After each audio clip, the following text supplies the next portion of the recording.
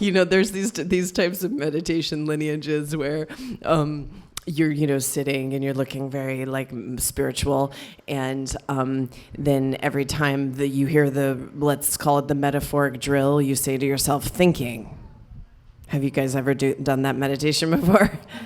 You know, it's like the Zen, the Vipassana, also some of the Tibetan lineages of meditation. You sit and you know, every time you hear the drill of your mind, you say to yourself, thinking. And you would, if you've ever done it before, it's hilarious because it's just like thinking, because you can't stop thinking. So that's all you can hear is the thinking. And then sometimes you get like a little gap. There it is. It's enlightenment right now. You guys feel it? So today I want to work with a little bit of something. I'll read you this quote that I put up on social media this morning. Oh.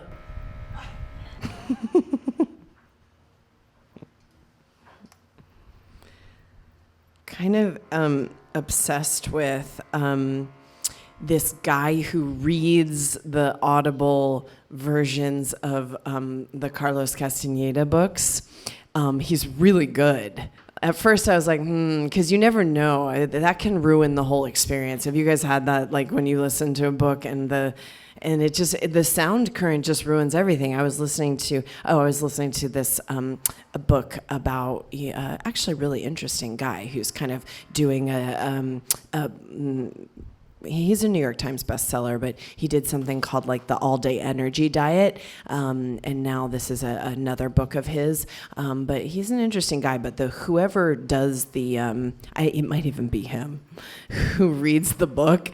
It ruins the whole vibe. But the guy who reads these Carlos Castaneda books is really good, and it makes it really funny because he's going back and forth from Don Juan to Carlos Castaneda. And it's hilarious. Really highly recommended if you have an Audible account. But you have to start the third book, which is Journey to Ixtlan. How do you say it? Ixtlan. Ixtlan, right? Okay. So this is in the beginning of the book. For me, the world is weird because it is stupendous, awesome, mysterious, unfathomable. My interest has been to convince you that you must assume responsibility for being here in this marvelous world, in this marvelous desert, in this marvelous time.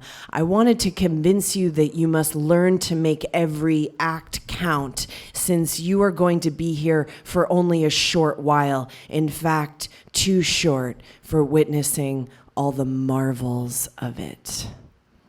It's a good one, huh? So I'd like to work with a little bit. This little set we're going to do before we're going to do another one of these Ekankar Satguru Prasad meditations. And the set that we're going to do before it is a set to kind of create the energetic space and the biophysical space to have this type of awe with your day. We'll just start with today. Let's not get too crazy. But let's create kind of a foundation of a blood chemistry, a brain chemistry, the energy moving through the kind of pranic body and the 10 bodies in a way that you can kind of come to your day today in this unfathomable, strange mystery of the awe of it all. Because as Osho says, so this is Don Juan teaching Castaneda, but as Osho says, he says, your life is you standing on a subway platform, and it's literally the time between the two trains. You miss one train, you're waiting for another. That's your life. And so most people, what they do on the subway platform is, resent each other, fight, whatever, push each other out of the way to get in the front of all the weird human behaviors that we do on the subway platform. Don't look at each other, don't connect, don't say hello, don't, whatever. You hate ourselves. That's a big one. Just whatever. So it's like that, boom, and then it's over. And Hadi Jivan's been talking about this. Yogi Bhajan taught a lot about how to die, both how to live and then how to die. And he said that you have about 3 seconds when you die to, first of all, the first second is basically, what did you do while you're here? The second is, well, first second is, what were you supposed to do? Second is, what did you do? And the third second is, how do you feel about what you did? And in those three, the last breath, that last breath that you take, every breath that we train in our yogic kind of training in our, did you guys see the Star Trek movie that's the one that before it, that is coming, the one that's coming out at the end of the month? It was the one that's before that. I don't know what it was called. It was like Star Trek, whatever. It's really worth seeing. It's really good. You should see it. I'm a Trekkie. I have no bones about it. I'm a total Trekkie. And you should see this one, though, the one that came out before this. I don't know about this most recent one, but the one that's about to come out, but this kind of first one in the new generation. They show kind of what the Starfleet Enterprise University looks like. And I always think about that when we're talking about Rama University and just what we do in here, because that's basically what you're doing. So every breath you take in here, you're training for, first of all, your last breath. How do we feel about that? Not very good. Thinking. We don't feel very good about it. So we're training for the last breath. That's the first and foremost thing. And then of course, what that lends itself to is that we're training how to live. Do you get that? So I'd like to, this set's called Stimulation and Adjustment of the Body System for Mental Clarity. So we're going to adjust and stimulate the body system so that the mind gets very clear.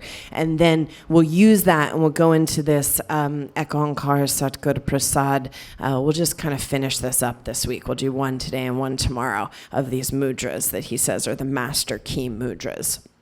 And we'll use that meditation to just wherever the kind of stubbornness is, because this is just straight stubbornness, so you know. Wherever the stubbornness is for you, which will show up as resistance, as, self-hatred, as lack consciousness, all that poverty consciousness, all that stuff, that's just the stubbornness to basically experience the awe of, we don't even have enough time. There won't be enough time to experience the awe of the whole scene here. So there won't be, so we know that. We know there's not going to be enough time to actually experience the awe of like the complete and total miraculous wave of miracle that's constantly coming at you. So we know there won't be enough time, but let's just like give it a shot. Let's see what we can do. So we'll clear the mind, then we'll use Ekankar Satguru Prasad to lever some of your stubbornness. Because one thing that really, I sent this one to Hadi Jivan yesterday. If you were less stubborn, this is Don Juan talking to Castaneda. If you were less stubborn, however, by now you would probably have stopped the world with any of the techniques I have taught you. And then Castaneda goes, "What techniques, Don Juan?" This is after he studied with him for years, right? And he says, everything I have told you to do was a technique for stopping the world, which is his terminology for, having the kind of moment, like the Matrix moment where time and space shifts in a way and you're able to see the whole thing and how beautiful it all is and how awing it all is and how you're just a tiny little, drop in it all, and so why create such a fuss about it? Good. It's not as big a practice in California, but when you live on the East Coast, and like I used to drive the New Jersey Turnpike a lot, you're always dealing with toll people. And one of my spiritual practices when you're constantly in that is like really like connecting with the toll plaza people, because they're like really unusual, different. They're people who like don't want to work in an office and like kind of, but they still want a government job, but they don't want to work in an office, and they're kind of like, it's like they're kind of an interesting group of people, and so just to look in their eyes and see the reality that infuses their life is a deep spiritual practice. But would we just miss it all because we're so like, get out of my way because I have to get my like kelp noodles because I don't eat gluten, and like, and that's because I mean, it's just, it's bizarre the way we've kind of boxed ourselves into this, whatever our kind of wellness lifestyle, which is basically just another excuse for being, assholes. Did you see that? Did you see that meme? It's my favorite thing I've ever put on social media, which is, today could be a really amazing day if you decide not to be a miserable cow.